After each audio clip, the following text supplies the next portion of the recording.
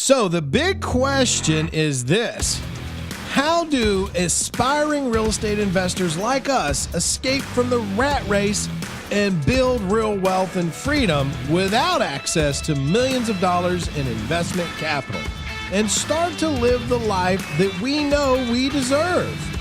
This is the question, and this podcast will give you the answer. My name is Zack Childress, and welcome to Real Estate Investing Talk Show. So let's dig on in. So when we're talking about agents, one of the things we have to understand is there's different types of agents out there, right? You have agents who just specialize in working with homeowners and retail sales. And then you have agents who understand the value of working with an investor, because we're a multi-business for them. We're not I want a house, I buy it, and I live in it forever. We're I like this house, I'm going to buy it, I'm going to sell it, and then I want another house, and then I want another house, and then I want another house. So when the first topic we're going to talk about is where to find them. And so to give you some key points on that is really this: you need to narrow down to looking for agents that specialize in investors. Where do you find those at? At your local real estate investors association. That's number one. Number two, through referrals. Another great way is if you're building relationships with mortgage brokers in the area. What agents do they know that are working with investors? Same thing with closing attorneys or title companies. What agents do they know that are representing investors who are coming to your closing table? Oh, John over here at Keller Williams. Oh, Tim over here at Revolved Realty. Oh, Steve at Legends. Like, these are investor-friendly agents. They can refer these to you. So now you can go set up a meeting. You can talk to them.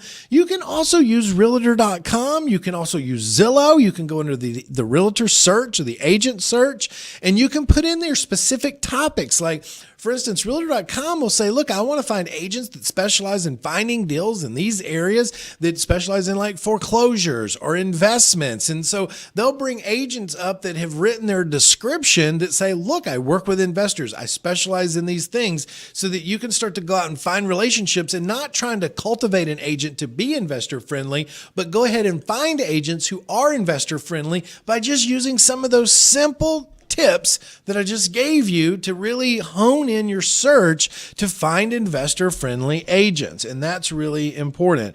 So anyways, that is number one. Working with an agent is number one thing you got to figure out is, how do you find them, right? And that's why I shared those tips with you. Look for them at investor associations, investor mixers, networks. Find them in those locations. Number two, get referrals for them. Title companies, other mortgage brokers, even property management companies even know agents that they could refer to you. The last one is actually looking for them through some form of like realtor.com or Zillow.com, where you can actually go under find an agent or find a realtor, and you can look for the descriptions, and you can say, look, I only want agents that specialize in these things or does this. And so that's a great way to establish a relationship with an existing agent that understands investors. Because let's just be honest, if an agent doesn't understand investors and all the creative things that we do or that we're going to be doing, the challenge really is that they don't hear us. They only see it from their point of view. They haven't even learned anything on how creative investing works. So when you start to share with them all the things that you want to do, they might look at you like, what in the world are you talking about? And so we just got to be careful about that. And we don't want to get discouraged, because here's why. If an agent doesn't understand you, then they're going to tell you no. So topic number two: how do we actually talk to an agent? Like, this really should be topic number one. How do we talk to an agent? It really comes down to this. You've got to remember, an agent needs to understand what you're saying. You can't just try to bullnose an agent or blindside an agent or try to manipulate an agent, because you need to speak to an agent in an agent's term. Like, you need to make sure that agent understands what you're doing and where you're going and what you're trying to achieve. A lot of times we have a hard time, especially as new investors, trying to talk to an agent, and we're saying, look, here's what I want to do. And they might think, oh, well, no, this is what you want to do. So you've always got to come to an agent from an understanding that they don't work for free. even though they work for commission and it's kind of like free, but they work to earn a check. They don't clock in, clock out to earn a check. And so it has to be something that's going to be mutually beneficial to them and you in that conversation, as in, do you find properties in the local area? Yes. Do you find houses that need work? Yes. Do you find properties that need cash flow? Yes. Great. That's what I'm looking for. And if you can help me find those, then you can represent me on those buys. And that's what they want to hear. They don't want to just give you stuff and not represent you. They want to represent you, right? And so they want to make the commission on that. That's how they get paid for finding you things. And so one of the things that when I talk to my agents is I always have what's called a primary agent. And when I have a primary agent, that's an agent that I work with. They run all my searches on the MLS. They run my automated searches, but I will work with any agent out there. And when I'm talking with them, I'm very clear to them that, hey, look, I already have an agent that has my MLS searches set up.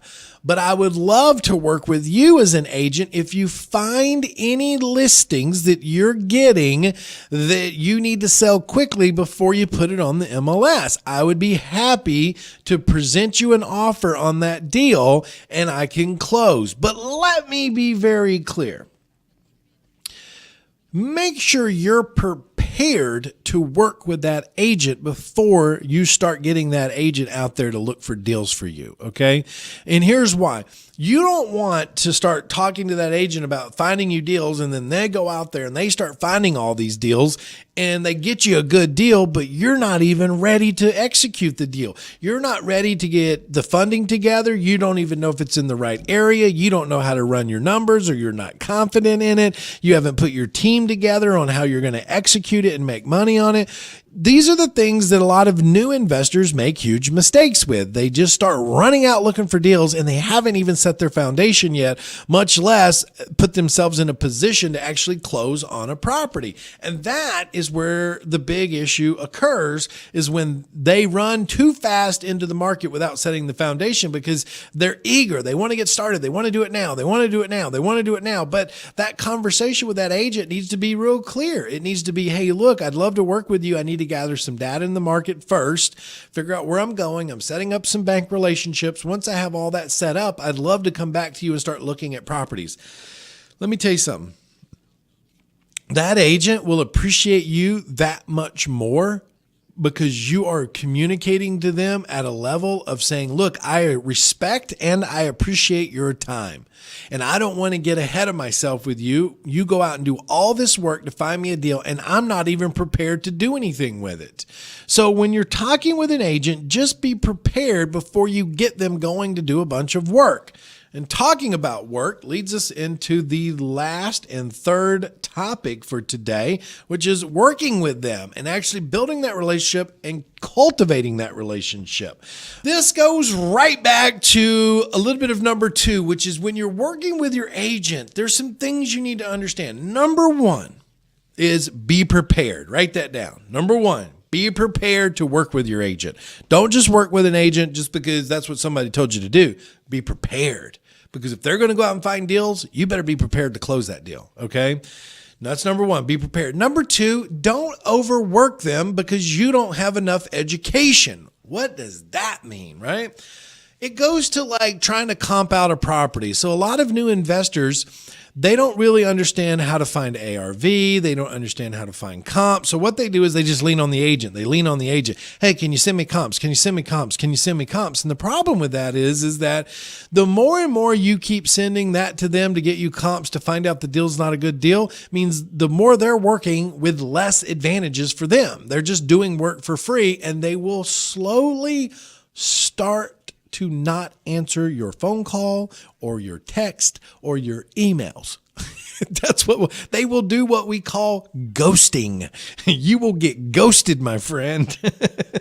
So just be clear on that, okay?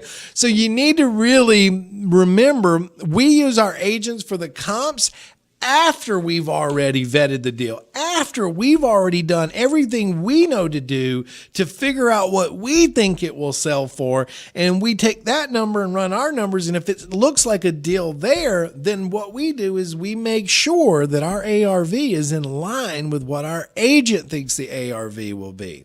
ARV meaning after repaired value. Okay. So then we'll send it over and say, can I get some comps on this? And if my ARV say 180 and the comps come back at 175, okay, great. Now I know I'm very close on this deal. But if I'm running a deal and I find my ARV, I've gone and got educated on how to run numbers and how to find ARV and how to find comparable sold properties using the web, and I run that deal and it doesn't look like a deal by a long shot, I'm not going to send that to the agent and say, give me some comps. I'm wasting their time. I use my agent and their resources and their time to help me validate a deal that I think is a deal. Now, one of the questions earlier is, what's the benefit of being a licensed agent? Well, that is one of the benefits. You can run your own comps.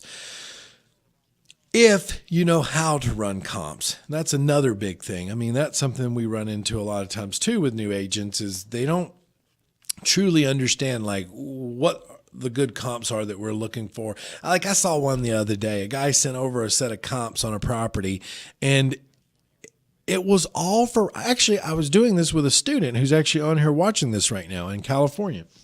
And it was all comps on properties that had not been fixed up. And the intent that the property that she was looking at was to buy it, fix it up, and resell it. So the comps showed one value of much lower than what the value should have been for that property, because when I started digging, I started finding other properties in the same neighborhood that were selling for a lot more. And when I looked at those properties had all been fixed up. When I looked at the properties the agent had used in the comps were all properties that were still outdated. So that was more of an as-is comparable sell, not a ARV. So we just got to make sure we're clear with our agent and what they're sending us so that we're making sure we're comping out accurately. So anyways, working with the agent, remember, be prepared. Speak to them so that they understand what your intent is always, that you're an investor and your intent is to do X, Y, and Z. And also, don't just work them because they have access to the MLS, okay? Don't just work them. Like, look, your agent and you're a team. You're a team. You're a team working together to help build your business. They're part of your team. And you just got to make sure you're on the same page, you're communicating together, and you're making it work together. Okay. You've been listening to the Real Estate Investing Talk Show. I'm Zack Childress, and I'm on a mission to create 10,000 real estate bosses over the next year. Will you be one of them? Head over to my website, reisuccessacademy.com/web class, and register for my free web class where you'll discover how to escape from the 9-to-5 grind and become your own boss in real estate. See you there.